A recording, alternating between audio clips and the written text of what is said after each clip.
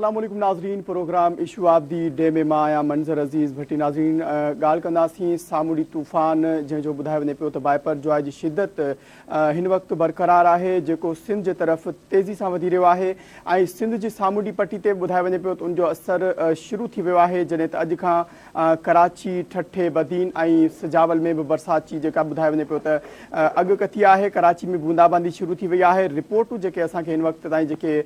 ज़रियनि खां मिली चुकी आहे, उन में ॿुधायो वञे पियो त सामूंडी तूफ़ान हिन वक़्तु कराची जे ॾखण खां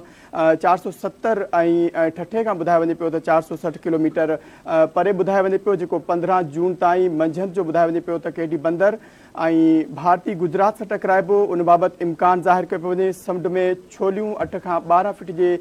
बुलंदियुनि ते बि वञी सघनि थियूं। पाण अॼु इन समूरी सूरत हाल ते ॻाल्हि ॿोल कंदासीं, कोशिशि कंदासीं त जेके चूंडियल जेके इंतिज़ामी जेके नुमाइंदा आहिनि उन्हनि सां ॻाल्हि ॿोल कयूं सभ खां पहिरियां, ऐं उन खां पोइ कोशिशि कंदासीं जेके जिन जिन इलाइक़नि में ॿोॾि जी जेका सूरत हाल ॿुधाई पई वञे, जंहिंमें ठठो ॿुधायो पियो वञे, बदीन ॿुधायो पियो वञे, कराची समेत सिजावल में बि ॿुधायो वञे पियो त जेका तूफ़ान जो जेको ख़तरो ॿुधायो वञे पियो। इन समूरी सूरत हाल ते नाज़रीन ॻाल्हि ॿोल कंदासीं। हिन वक़्तु असां सां टेलीफोन लाइन ते मौजूदु आहिनि कराची खां धरती टीवी जा चीफ रिपोर्टर शब्बीर लाशारी, जॾहिं त बदीन में पिणु ॿुधायो वञे पियो त उते बि तूफ़ान जेका उहा वॾो हिकिड़ो ख़तरे वारी पोज़ीशन जेका उते बि पैदा थी सघे थी। इन ते बदीन जा जेके रिपोर्टर आहिनि अली मोहम्मद शाहानी, कोशिशि कंदासीं उन्हनि खां उते जो मौक़िफ़ वठूं, उते हुकूमत पारां कहिड़ा इंतज़ाम कया विया आहिनि, कराची में कहिड़ा इंतज़ाम कया विया आहिनि, ऐं इन हवाले सां शब्बीर लाशारी सां नाज़रीन कोशिशि कंदासीं त ॻाल्हि ॿोल कयूं। शब्बीर अस्सलाम वालेकुम। वालेकुम अस्सलाम मंज़र जी शबीर, वॾी महिरबानी प्रोग्राम में वक़्तु ॾियण जे लाइ। शबीर, छा पिया ॾिसो जेको वाइपर जो आहे तूफ़ान जे हवाले सां जेको ॿुधायो वञे पियो, हिन वक़्तु इहो ॿुधाइजो सभ खां पहिरीं त तूफ़ान जी छा पोज़ीशन ॿुधाई वञे थी? जी बिल्कुलु, मौसमियात खाते तरफ़ां इहो ॿुधायो पियो वञे त हीउ जेको तूफ़ान आहे उहो कराची समेत सिंध जा जेके सामूंडी पट्टी वारा ज़िला ऐं इलाइक़ा आहिनि उन्हनि खां कोई 400 किलोमीटर खां परे आहे, ऐं जेको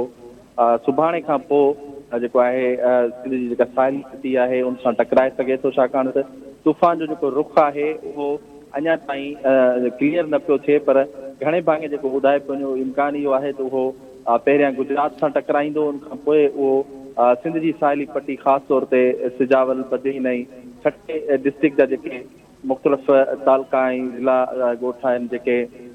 सामूंडी किनारे आहिनि उते टकराइजी सघे थो, जंहिंजे करे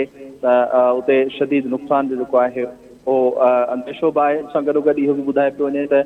हीउ जेको तूफ़ान आहे उहो कराची खां पोइ अॻिते बलोचिस्तान वारे पासे बि वञी सघे थो, ऐं तूफ़ान जेको आहे उहो ख़ासि तौर ते बदीन, ठठे, सिजावल वारनि इलाइक़नि खे हिट करे सघे थो, पर उन सां गॾोगॾु तूफ़ान दौरान जेके ॿ ॾींहं हवाऊं तेज़ जेके आहिनि उहे गुलंदियूं, उन सां गॾोगॾु बरसाति जो जेको इम्कान आहे उहो पिणु ज़ाहिर कयो पियो वञे। तंहिंजे करे इहे जेके कराची जा 3 ज़िला उन सां गॾोगॾु ठठो, बदीन, सिजावल इन्हनि ज़िलनि में हाई अलर्ट जारी कयो वियो आहे। उन सां गॾोगॾु सिविल इंतिज़ामिया, उन सां गॾोगॾु नेवी ऐं रेंजर्स खे पिणु उते इमदादी कार्रवायूं जेके आहिनि शुरू करण जी हिदायत कई वई आहे। उतां दरपलाण कराई पई वञे त जीअं तूफ़ान खां अॻु में उते जेके समुंड अंदरि ऐं समुंड किनारे ॻोठ आहिनि ऐं मुहाणा उते जेके रहनि था उन्हनि खे महफ़ूज़ हंधनि ॾांहुं मुंतक़िल करे सघिजे जीअं को नुक़सानु न थी सघे। जी अच्छा शबीर, सिंध हुकूमत जे हवाले सां ॿुधाइजो त कराची में कहिड़ा इंतज़ाम कया विया आहिनि, जेके समुंड ॾांहुं वेंदड़ रस्ता आहिनि छा उहे हिन वक़्तु सील कया विया आहिनि? ॿुधायो वञे पियो त कलम 144 ते लागू कयो वियो, पर इहो ॿुधाइजो उन जे बावजूद बि कुझु माण्हू अहिड़ा हूंदा आहिनि जेके पहुची वेंदा आहिनि, जेके उन्हनि जूं जेके रुकावटूं आहिनि उन्हनि ते अमल न कंदा आहिनि, छा ॾिसो पिया? ऐं इहो बि गॾो गॾु ॿुधाइजो त जेको सिंध बिल्डिंग कंट्रोल अथॉरिटी आहे उन पारां बि जेको इहो बिल्डिंगूं ख़ाली कराइण जो जेको चयो वियो, त इहो ॿुधाइजो जेके बिल्डिंगूं ख़ाली करायूं वियूं आहिनि त उन्हनि जी छा सूरत हाल आहे? उते जेके रिहाइशी जेके मौजूदु माण्हू आहिनि ज़ाहिर सी ॻाल्हि उन्हनि जो को अल्टरनेट को उन्हनि को ॻोल्हियो आहे? इन हवाले सां बि ॿुधाइजो। मंज़र न रुॻो कराची, पर सभ खां पहिरीं जेको फोकस आहे सिंध जो उहो ठठे, बदीन ऐं सिजावल वारनि इलाइक़नि ते आहे। गॾो गॾु कराची जा बि जेके सामूंडी इलाइक़ा आहिनि जंहिंमें इब्राहिम दरिया, रेड़ी ॻोठ आहे, चश्मा ॻोठ आहे, मुबारक विलेज ॻोठ आहे, उन सां गॾो गॾु सी व्यू ऐं जेके उन सां मिलंदड़ जेके ॿिया इलाइक़ा आहिनि उते जेके समुंड किनारे ॻोठ ऐं मुहाणा आहिनि उन्हनि माण्हुनि खे ॿाहिरि कढण जो जेको महफ़ूज़ हंधनि ॾांहुं मुंतक़िल करण जो जेको सिलसिलो आहे उहो जारी आहे। उन सां गॾो गॾु केटी बंदर, सिजावल, खारो छाण, शाह बंदर, चूहड़ जमाली ऐं इहे जेके इलाइक़ा आहिनि घोड़ा ॿारी वारा उते सिंध हुकूमत जे अंदाज़े मूजिबि 1 लख माण्हू जेके आहिनि उन्हनि खे ॿाहिरि कढणो आहे। हिन वक़्तु ताईं 38,000 माण्हू जेके आहिनि उन्हनि खे महफ़ूज़ अंदर न मुंतक़िल कयो वियो आहे। अॼु राति ताईं उन्हनि जो जेको अंग आहे उहो 50,000 ताईं पहुची वेंदो। इन हवाले सां सिंध हुकूमत समूरा वसीला जेके आहिनि उहे क़तब कंदा आहिनि। हिन वक़्तु थोरी देरि पहिरियां ई जेको आहे 4 ज़िलनि लाइ 8 करोड़ रुपया जेके आहिनि उहे पिणु जारी कया विया आहिनि त जीअं उहे रेस्क्यू जे कमनि ते या तूफ़ान खां अॻुवाट माण्हुनि खे ख़ुश्की वारनि हंधनि ते मुंतक़िल करण जी कैंपनि में तरसाइण ऐं उन्हनि जे खाद खुराक ऐं उन्हनि जी जेका ट्रांसपोर्टेशन आहे उन्हनि ते ख़र्च कया वेंदा। इहे 8 करोड़ उन सां गॾोगॾु जीअं तव्हां कराची जी ॻाल्हि कई त कराची जो इब्राहिम हैदरी रेड़ी ऐं चश्मा ॻोठ वारनि इलाइक़नि जो सुबुह वॾे वज़ीर सैयद मुराद अली शाह दौरो करे उते जारी जेके कम आहिनि उन्हनि जो जाइज़ो वरितो आहे ऐं उते बि कोशिशि कई पई वञे त जेके मुहाणा होड़ा काहे समुंड अंदरि वियल आहिनि उन्हनि खे वापसि कजे ऐं केतिरा ई होड़ा जेके आहिनि उहे वापसि अची विया आहिनि। ऐं कुझु होड़नि जे लाइ ॿुधाए पियो वञे त उहे उन समुंड अंदरि मच्छी मारण लाइ शिकार लाइ वियल हुया, उन्हनि खे वापसि घुराए पियो वञे। उन्हनि सां राब्ता जारी आहिनि ऐं गॾोगॾु इहे जेके ॻोठ ऐं इलाइक़ा आहिनि जेके बिल्कुलु समुंड जे किनारे ते या समुंड जे ॿेटनि अंदरि आहिनि उन्हनि माण्हुनि खे महफ़ूज़ अंदरि न मुंतक़िल करण जो जेको सिलसिलो आहे उहो जारी आहे। उनखां अलावा शहर अंदरि जीअं तव्हां ॿुधायो त जेके 70 खां वधीक इंतिहाई ख़तरनाक करार ॾिनल जेके बिल्डिंग्स आहिनि उन्हनि खे ख़ाली कराइण जा हुकुम जारी कया विया आहिनि छाकाणि त तूफ़ान जो जेको असुल जेको तूफ़ान पहुचंदो उहो ॿुधाए पियो वञे त सुभाणे न परीं इन जेके तूफ़ान सां गॾोगॾु जेके हवाऊं ऐं तेज़ बरसातूं ईंदियूं कराची शहर में उहे कराची शहर खे हिट कंदियूं। तूफ़ान जो घणो हिट करण जो ख़तरो न आहे कराची खे, पर तेज़ बरसातूं ऐं उन दौरान क्लाउड जेके बस्ट थियण जो जेको आहे उहो इम्कान ॿुधाए पियो वञे। अधु कलाक में रुगो 60 मिलीमीटर बरसाति पवण जो इम्कान आहे। उन समुझ शयुनि खे नज़र में रखंदे सिंध सरकार ऐं सिंध बिल्डिंग कंट्रोल अथॉरिटी पारां हिकु जेके इंतिहाई ख़तरनाक करार ॾिनल 70 बिल्डिंग्स आहिनि उन्हनि खे ख़ाली करण जा हुकुमनामा जारी कया विया आहिनि ऐं कमिश्नर कराची खे हिदायत कई वई आहे त उहे उन्हनि 70 बिल्डिंग में रहियल जेके माण्हू आहिनि उन्हनि खे ॿाहिरि कढी मुख़्तलिफ़ स्कूलनि ऐं कॉलेजनि में जेको आहे आर्ज़ी तौर ते तरसाइण जो बंदोबस्तु करे उन सां गॾोगॾु शहर अंदरि जेके बिल बोर्ड्स लॻल आहिनि उन्हनि खे लाथो पियो वञे ऐं वरी वरी सैयद मुराद अली शाह शहर जे मुख़्तलिफ़ इलाइक़नि जो पिणु दौरो करे इहे हुकुम ॾिना आहिनि त बिल बोर्ड्स जेके आहिनि फौरी तौर ते लाथा वञनि। उन सां गॾोगॾु बिल बोर्ड्स जा जेके लोही सीकूं आहिनि उहे बि लाथियूं वञनि त जीअं तेज़ हवाउनि दौरान को नुक़सान न ॾेई सघनि। हिन हवाले सां वरी वरी सैयद मुराद अली शाह सिंध असेंबली जे ऐवान में इहा स्पीच कंदे चयो त शहरियुनि खे दरख़्वास्त थो करे त सुभाणे खां शबीर तव्हां असां सां मौजूदु रहिजो प्रोग्राम में। असां सां गॾु बदीन जा रिपोर्टर अली मोहम्मद शहाणी मौजूदु आहिनि, उन्हनि खां बि सूरत हाल जे हवाले सां ॻाल्हि ॿोल कंदासीं। उते इंतिज़ामिया कहिड़ा जेके इंतिज़ाम कया आहिनि हिन हवाले सां शबीर तव्हां असां सां लाइन ते मौजूदु रहिजो, अपडेट जो सिलसिलो तव्हां खां वठंदासीं त हिन वक़्तु छा सूरत हाल आहे, हुकूमत कहिड़ा इंतिज़ाम कया आहिनि। अली मोहम्मद शहाणी बि असां सां मौजूदु आहिनि। अली मोहम्मद अस्सलाम वालेकुम। वालेकुम सलाम जी मंज़र साहब। जी अली मोहम्मद ॿुधाइजो जेका बोर्ड जी जेका सूरत हाल ॿुधाए वञे पियो तूफ़ान जी जेका बाइपर जॉय जो जेको ख़तरो आहे बदीन जी तरफ़ बि ॿुधाए वञे पियो त उते बि वॾो ख़तरो आहे। ॿुधाइजो छा इंतिज़ामिया पारां कहिड़ा इंतिज़ाम कया विया आहिनि, हिन वक़्तु छा पोज़ीशन उते जी आहे, उन हवाले सां थोरो ॿुधाइजो। बिल्कुल मंज़र बदीन में सामूंडी तूफ़ान जेको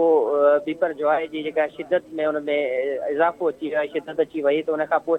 ज़िले इंतिज़ामिया बदीन तरफ़ां काल्ह खां वठी कोशिशूं कयूं पियूं वञनि। ADC 1 नजीब रहमान ऐं डिप्टी कमिश्नर बदीन आगा शाहनवाज़ ख़ान ऐं सभु हिकिड़ी टीम आहे असिस्टेंट कमिश्नर मुख़्तियार कर बदीन उन्हनि तरफ़ां कोशिशि कई पई वञे त हेसिताईं जेको आहे बदीन बुगड़ा मेमण सीरानी ऐं गोलारची जी पब्लिक स्कूल ऐं ॿियनि गोलारची स्कूल में कैंपूं उते क़ाइमु कयूं आहिनि ऐं साहिली पटी जंहिंमें 0 पॉइंट आहे ऐं हुनखां अलावा शेखाणी घाड़ी आहे ऐं हुनखां अलावा शेख किरियो भांडारी आहे। इन्हनि जा मुख़्तलिफ़ जेके ॻोठ आहिनि उतां खां माण्हुनि खे मुख़्तलिफ़ जेके गाॾियूं आहिनि ट्रैक्टर ट्रालियूं आहिनि या सुर्खियूं आहिनि पिकअप आहिनि उन्हनि में पुलिस ऐं पाक रेंजर्स जी मदद सां उन्हनि खे उन्हनि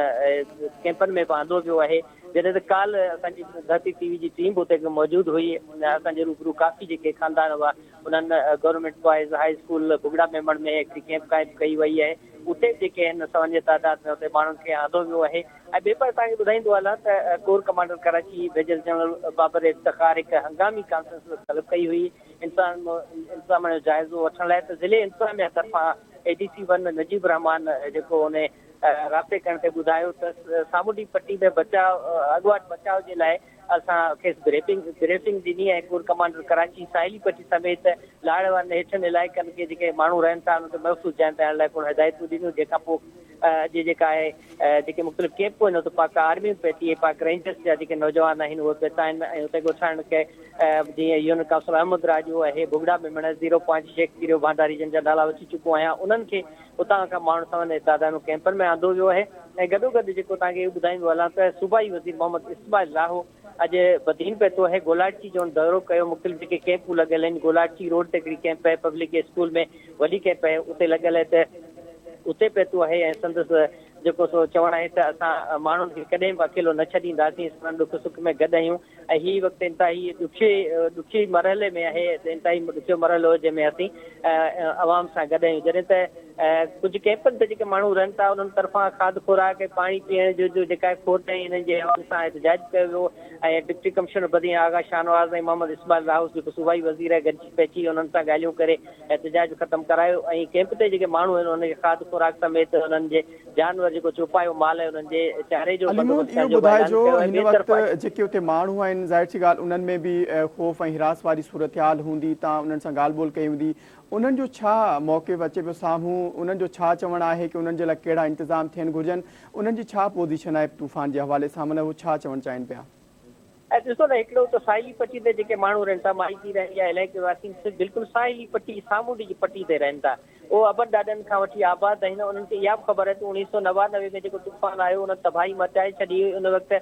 सवनि जे तादाद जेके माण्हू उते जेके फौत थी चुका मरी चुका हुआ उन खां पोइ हज़ारनि तादाद माण्हू बेघर थिया हुआ ऐं इंतिहाई जेको आहे सो गंभीर मसइलो उन खां पोइ जॾहिं हिन वक़्तु ज़िले इंतिज़ामिया उन्हनि खे बार बार चयो आहे पर इलाइक़े वासी जेके आहिनि ॻोठ ख़ाली करण लाइ तयार ई न आहिनि ऐं काफ़ी कोशिशि करण खां पोइ काफ़ी जेके माण्हू आहिनि राज़ी थिया आहिनि कैंपनि में आंदो वियो आहे ऐं वरी ॿिए तरफ़ा जेकॾहिं सिॼ बरसातुनि जो जेको सिलसिलो शुरू थियो आहे त हेठियां इलाइक़ा जेके आहिनि साहिली पट्टी जा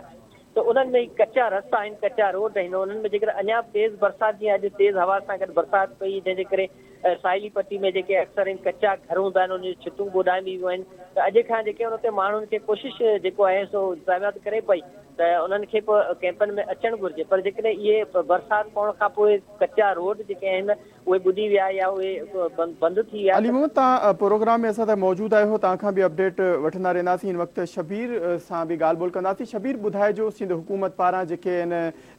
कानून लागू कयो वियो आहे ऐं जेके हिदायतूं ॾिनियूं वियूं आहिनि शहरियुनि खे त इहो ॿुधाइजो त शहरियुनि जो छा मौक़िफ़ साम्हूं अचे पियो शहरियुनि जो छा चवणु आहे जेको इम्कानी बोर्ड वारी जेका या तूफ़ान जो जेका ॿुधाए वञे पियो त इंतिज़ामिया पारां जेका उन्हनि जे लाइ पाबंदियूं जेके उन्हनि खे हिदायतूं ॾिनियूं वियूं छा इंतिज़ामिया उन्हनि ते अमल करे रही आहे ऐं जेके उन्हनि जो मौक़िफ़ छा साम्हूं अचे पियो त उन्हनि में जेके ज़ाहिर सी ॻाल्हि समुंड जे जेके वेझे पटी वारे जेके इलाइक़ा आहिनि उते जेके रिहाइशी माण्हू आहिनि उन्हनि जे हवाले सां बि ॿुधाइजो ऐं ओवरऑल जेको माण्हू आहिनि उन्हनि जो छा मौक़िफ़ साम्हूं अचे पियो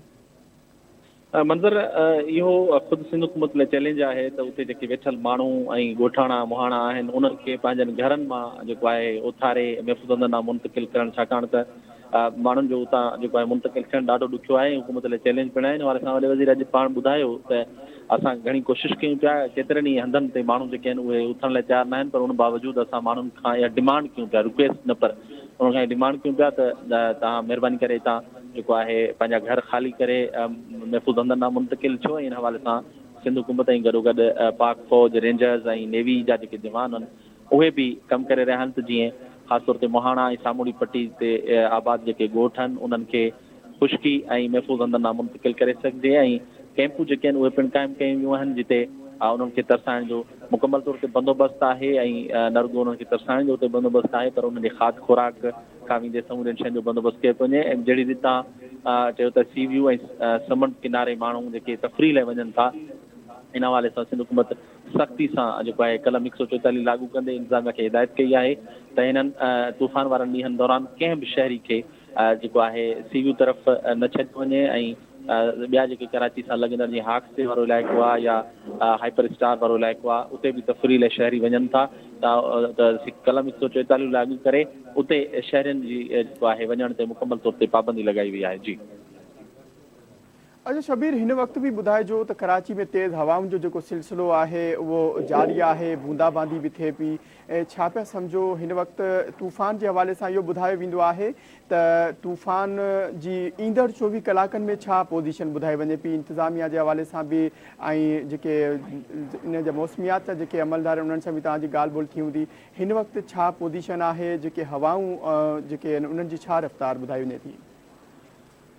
पर ही जेको तूफ़ान आहे वक़्तु मुस्बत खाते जो चवणु आहे त कैटेगरी 3 में जेको आहे तब्दील थी चुको आहे ऐं ही जंहिं वक़्तु जेको आहे ख़ुश्की ते पहुचंदो या समुंड किनारे पहुची टकराइजंदो त उन वक़्तु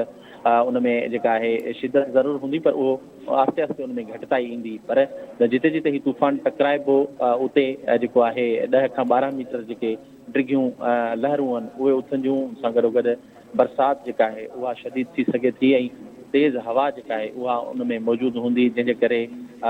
वधीक जेको नुक़सानु जो आहे उहो अंदेशो आहे ख़ासि तौर ते जेके झुरियल इमारतूं आहिनि कचा पका घर आहिनि ऐं छपरा जेके आहिनि उॾामी सघनि था जंहिंमें वाक़ई हादसनि में फौतगियूं या माण्हू जेके आहिनि उहे ज़ख़्मी थी सघनि था उन सां गॾोगॾु जेका ॿी ॻाल्हि आहे ख़ासि तौर ते कराची जे लाइ उहा ॿुधाई पई वञे त कराची में जेॾी महिल तेज़ हवा लॻंदी ऐं तूफ़ानी बरसाति पवंदी त उन में क्लाउड बस्ट थियण जो जेको आहे उहो अंदेशो ऐं इम्कान मौजूदु आहे क्लाउड बस्ट थियण जे करे रुॻो 30 मिंटनि जे अंदरि 60 खां 70 मिलीमीटर जेका बरसाति आहे उहा पइजी सघे थी जेकॾहिं हिकिड़े ॾींहं में 100 मिलीमीटर बरसाति आहिस्ते आहिस्ते सॼे ॾींहं में पए त उहो को एॾी वॾी बरसाति न आहे पर 30 मिंटनि जे अंदरि जेकॾहिं 60 मिलीमीटर बरसाति पए थी त उनजो पाणी निकाल करणु जेको आहे वॾो मसइलो थी वञे थो हेठाहीं वारा इलाइक़ा जेके आहिनि पाणी हेठि अची सघनि था उन करे वाटर बोर्ड ऐं KMC जा जेके मुलाज़िम आहिनि उन्हनि जूं मोकलूं जेके आहिनि रद्द कयूं आहिनि उन्हनि खे अॻुवाट जेको आहे उहो अलर्ट कयो वियो आहे ऐं पंपिंग मशीनूं जेके आहिनि उहे लॻायूं आहिनि शबीर वॾी महिरबानी प्रोग्राम में वक़्तु ॾियण जे लाइ नाज़रीन शबीर लाशारी असांजा चीफ रिपोर्टर कराची खां असांखे जेके हवाले सां अपडेट ॾेई रहिया हुआ अली मोहम्मद शहाणी अव्हां जी वॾी महिरबानी प्रोग्राम में वक़्तु ॾियण जे लाइ नाज़रीन प्रोग्राम